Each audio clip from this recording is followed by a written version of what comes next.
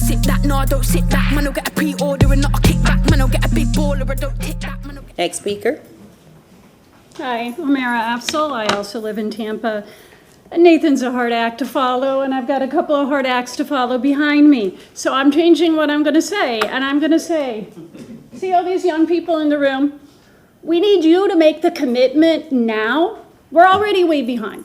Make the commitment now so they will be able to live in Tampa if they choose, regardless of whether they become, what do you all want to become? Teachers, engineers, financial advisors, whatever they choose to become, they need to have some place they can live in Tampa. Right now, people cannot live here. It doesn't matter what your job is, unless you make an exceptional amount of money. It is very hard to find a place to live in Tampa where you'd actually want to live. So make the commitment today that you are going to do the hard work that it takes to get us affordable housing in the city of Tampa for everyone. So you owe it to them. That's all I have to say. Thank you. Next speaker, please. Good morning, Council. Good morning. I'm Kimberly Overman, former County Commissioner, but I am the CEO and founder of the Housing Leadership Council of Tampa Bay. It's a collaboration of many folks that have been working all across the city as well as the county, but mostly in the city, to address the fact that we are in a housing crisis, and that is not something that's new. This country has been in a housing equity crisis for almost a century. The lack of housing in the city of Tampa is causing 4 out of 5 single female households to spend well more than 30% of their income on housing. That creates an instability in communities, in families, and in workplaces. We are in a situation where the city, as well as the CRAs, as well as employers, are now going to have to get in the game, because a majority of the people that work in the city, those that work in our restaurants, our hotels, our offices, our hospitals, cannot afford to purchase a place of their own or even to rent a place inside the city limits without having at least a $30,000 to $40,000 increase in wages to be able to afford to live in this area. According to the Schimberg report and the report that the United Way put together and the Alice report, it takes $88,000 a year to be able to afford to live in our area and not spend more than 30% of your housing income. That's critically important when you have families that have childcare and transportation costs on top. The Housing Leadership Council will be pulling together the many people you've heard today to bring to policymakers the critical commitment to long-term investment in housing for the workforce and the communities that are desperately needed and an important part of our economic success. Without having the folks that I mentioned earlier, that workforce is what makes Tampa great. Without having the folks that actually change the seats in our hotels, without having the folks that greet you when you go to Raymond James Stadium or Amalie Arena or the theater. Those folks can no longer live here. So I encourage you to take the budget seriously, make the policy of affordable housing of the CRA dollars invested as permanent, because there never is going to be a time in a redevelopment area where investing in affordable housing, whether it be redevelopment or new development in affordable housing, should not be a priority. It absolutely should be. And I'd like to see you put it in policy and as part of your budget process as you approach the process in September. Thank you. Thank you. Next speaker, please. Hello, excuse me, I'm a bit emotional right now.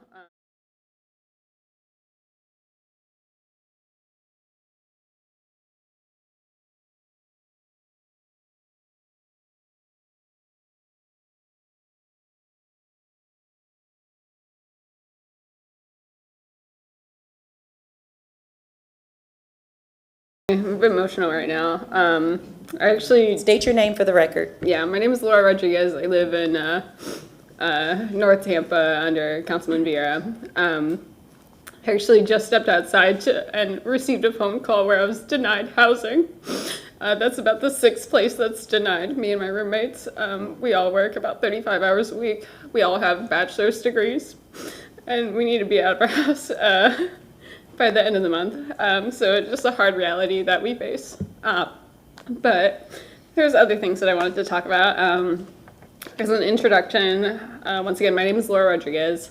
I'm a member of the Tampa Bay Community Action Committee. It's a volunteer-based organization. We don't get any funding. It's about 15 people who come together every 2 weeks to talk about what needs to change in Tampa. We do primarily police accountability and just general positive changes in the Tampa Bay area. We've had campaigns to make sure that the police HQ doesn't move to East Tampa, which was successful.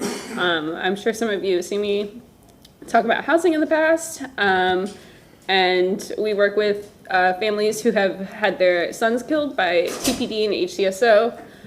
Those people being Dominique Mulkey, Jonas Joseph, Andrew Joseph III, and Josiah Pinner. Mainly came here today to talk to you guys. There's a practice picket for the UPS Teamsters. My roommate is actually a UPS Teamster, so it's even scary because we may not have additional income in the next month.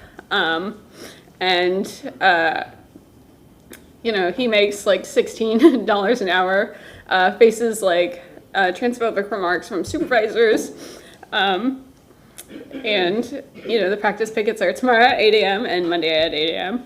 If you want to participate, because the Teamsters make up a big portion of how Tampa runs, and I would encourage you to ask businesses and yourselves to put up signs on your doors and windows saying that you will not accept UPS packages during the potential Teamsters strike, because this is right now it's the final push is to get part-timers to have their wages increased. They've won air conditioning units on all of their trucks, which we know with the rising heat that is a necessity.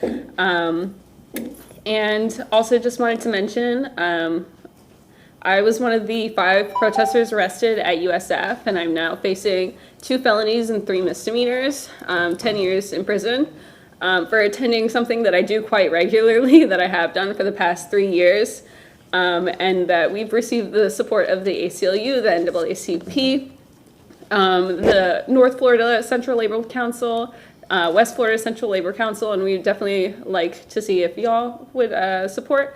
If you want to find out more, you can check out Creative Loafing. They've done a couple articles on us, as well as the Tampa Bay Times. Thank you, Ms. Rodriguez. Next speaker, please.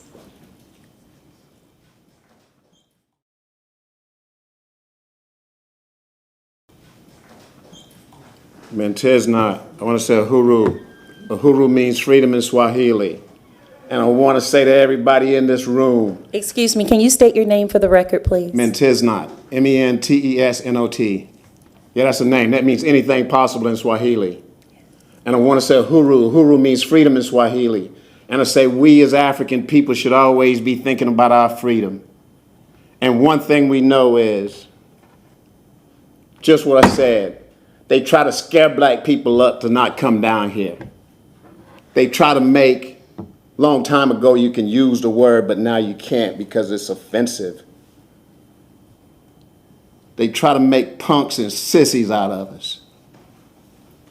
They got somebody telling you how to act and about decorum in a public meeting. You must be talking to these little kids right here. You can't be talking to no adults. No talking, please. No cheering. No congratulating. No nothing. You ever seen the British Parliament and how they operate?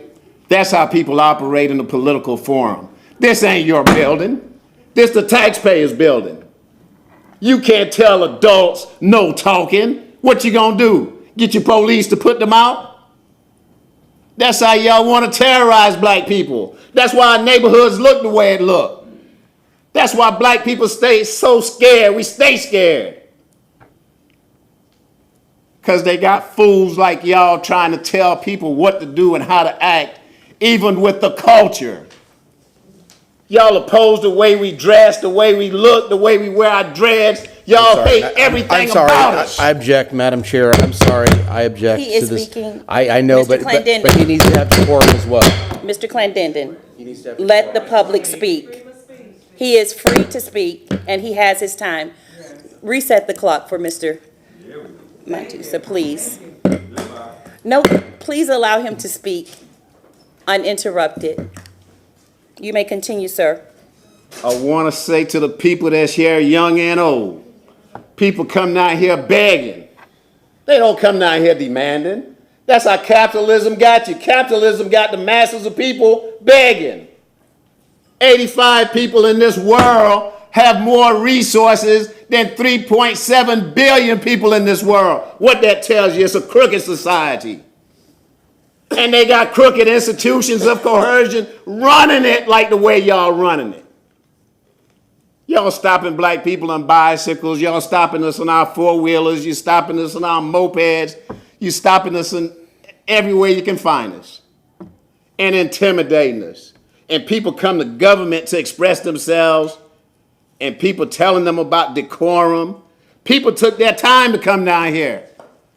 Some people missing work. People are trying to tell you, express to you what they're experiencing. Homelessness, hunger, poverty. The ladies say 30% of their income going towards rent. Well, in the black community, it's more like 80 and 90%, and we still can't make rent. Everybody's struggling in the hood. Everybody. Man, don't let nobody make no coward out of you to tell you when you can't talk. Your First Amendment right, say freedom of speech. You got freedom of speech. Always exercise it anywhere you go, even if you're at church. Even if you're at church, when you got these garbage preachers coming up here talking about some invocation, that's when you need to say no talking, please. That's when you need to say no talking, please. Stop trying to intimidate black people. That's what y'all doing. Y'all trying to intimidate us. But I want to tell you, from the time I was a little child, because I've been working since I was young, I ain't never been scared. I ain't never scared. That's what Bone Crusher say. That's what Killer Mike say. I ain't never scared, and I ain't gonna never be scared. And y'all ain't gonna never do us the way y'all do us and the way y'all treat us like dirt. Come and look in our neighborhoods and see what it look like. Like garbage, like straight garbage. And drive down Bayshore Boulevard and see what that looks like. Go to South Tampa and see what it looks like. Go to the West Shore District and see what it looks like. The same thing can be in our neighborhoods. But it's no willpower to get it there. And it's an insult. To insult, y'all got grown folks with these young people here telling them, no talking, please. No expression of yourself. Bro, and if anybody don't like what I say, because white people say stuff I don't like all the time, but guess what? We got to eat it, we got to suck it up, we got to work around it, we got to live around it, we got to say yes, sir, we got to put our hands behind our back, we got to bow down, we got to let them search all around our testicles for just being black. So when you don't like what I have to say, pull up, all right? Thank you. Thank you. Next speaker, please.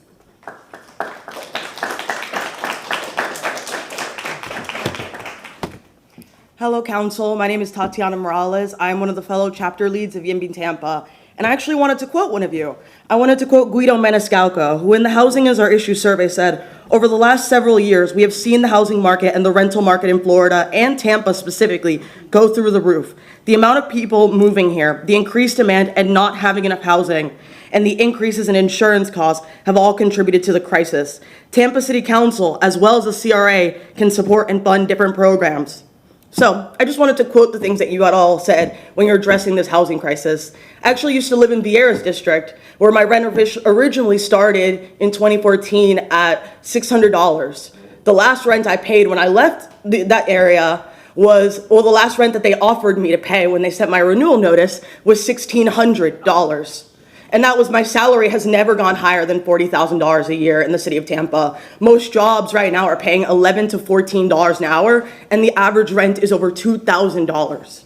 We have to address the housing crisis.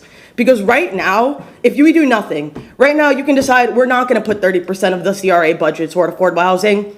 These kids will not live in Tampa. I won't live in Tampa for the next couple of years. Many people will not. We have to address the housing crisis. We need to invest in it.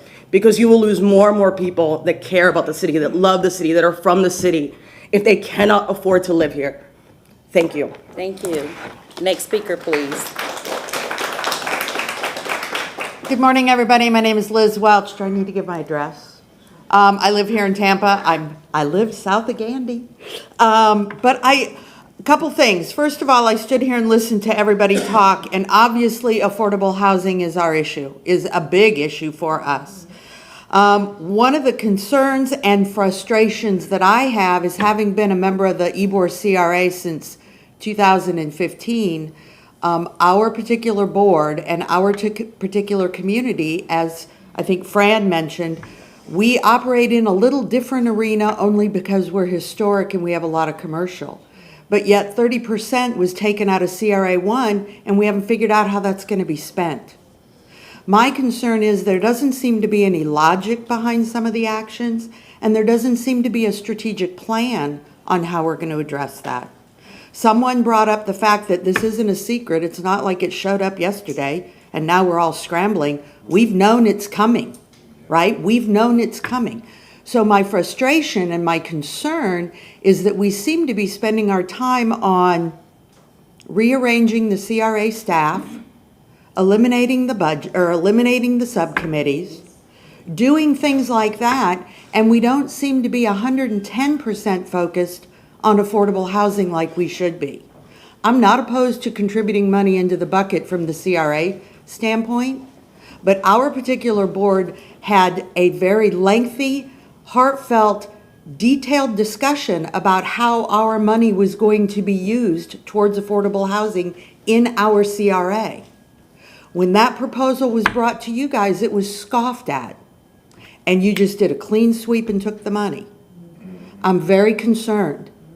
I'm all about putting in and helping out, and we need it. It's obvious we need it, but we need a plan. We need a plan for what that is. Obviously, the programs that we have out there today are not working, and I don't know how to help make that more clear. As a real estate broker in the city of Tampa, we don't encourage people to work for City of Tampa, pursue City of Tampa funds, because they're so difficult to get. How can we fix that? I have ideas, but how can we fix it? And we need help with that. I have to be able to come to the table with solutions, or I've lost my right to bitch. So I'm open. I want to work with it. We got to figure it out. Thanks for letting me share. Thank you. Next speaker, please.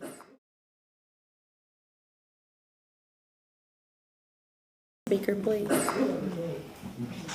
Good morning, Council. Robin Lockett.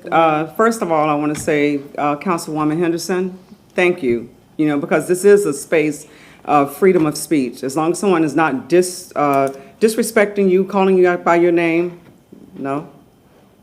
calling you out by your name, everybody has the right to speak from a different lens.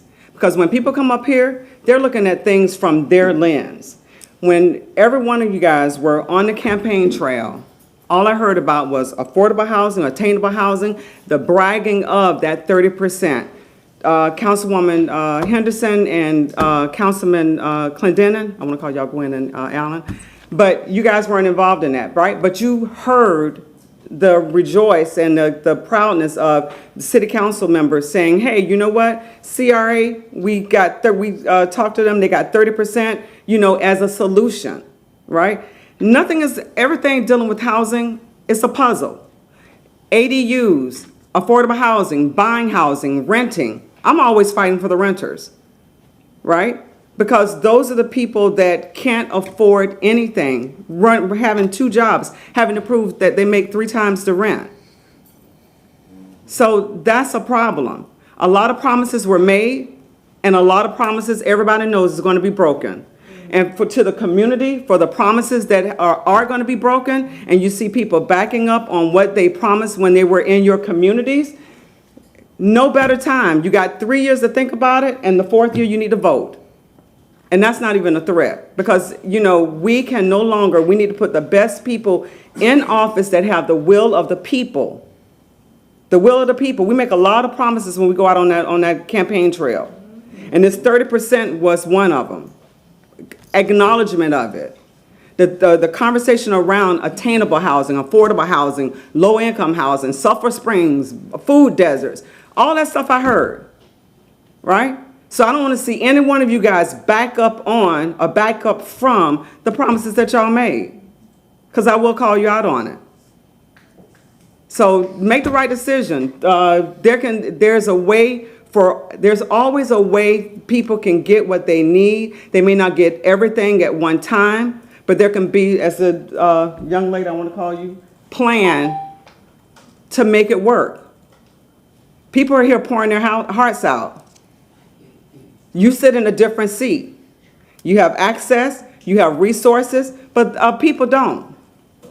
So I need for this council to stand by what they said when they went on that campaign trail and make it work, regardless as to the things that the people that's talking in your ear. Listen to the people. Thank you. Thank you. Next public comment, please. Morning, council members. Carlos Ramirez, 2103. I am the current vice chair for the West Tampa CRA-CAC, former chair. I'm just here in support of my current members for reappointment. Ms. Williams, Ms. Sanchez, and Mr. Brockshire have been vital in our different subcommittees that we had and the work that we've done in the programs that we've developed in West Tampa. And I just want to encourage you to reappoint them into their positions so they can continue that good work. Thank you. Thank you. Good morning. Good morning, Shagret Doss, and I'm here again as promised until I get my public records request. And I do appreciate the councilwoman for also allowing people to speak, and as somebody who's willing to get a bullet for people's right to speak, I appreciate that. But I wanted to clear up some things from last week. Namely, I wanted to make it clear that in 2017, a City of Tampa police officer falsely charged me with perjury in official proceeding. I won that case. It wasn't the first time that a City of Tampa police officer falsely accused me of a crime and then didn't show up for any of the proceedings. I won that one as well. So let's get to this public records request, and hopefully I have the screen. Last week, somebody said I had to pay for public records requests as well, and I get it, but that's reasonable, $70. Not the $10,640 that the City of Tampa thought I should pay for public records that you should have had when you prosecuted me. I'm looking for the sworn statement from the former judge, who I didn't even realize until the Attorney General's office told me was part of his regular duty to be investigating and helping City of Tampa police officers falsely accuse people of crimes when all they were doing is defending the property that they lawfully owned.